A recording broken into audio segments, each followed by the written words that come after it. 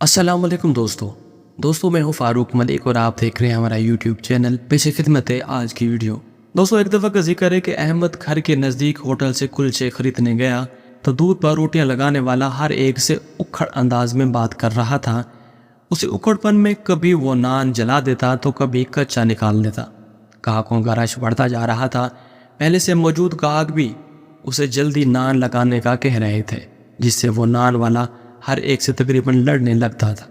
احمد کچھ دیر سے یہ سب دیکھ رہا تھا۔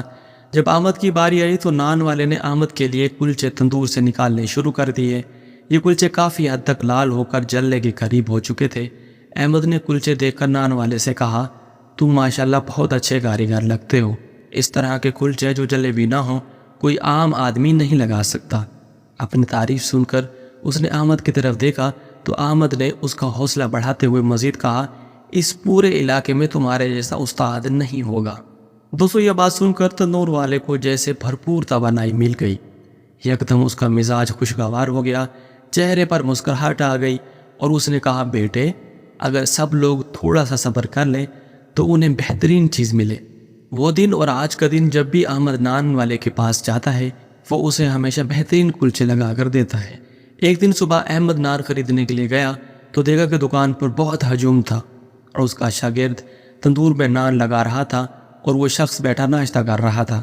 اس نے احمد کو دیکھ کر شاگرد سے کہا، ان کے لیے نان میں خود لگاؤں گا۔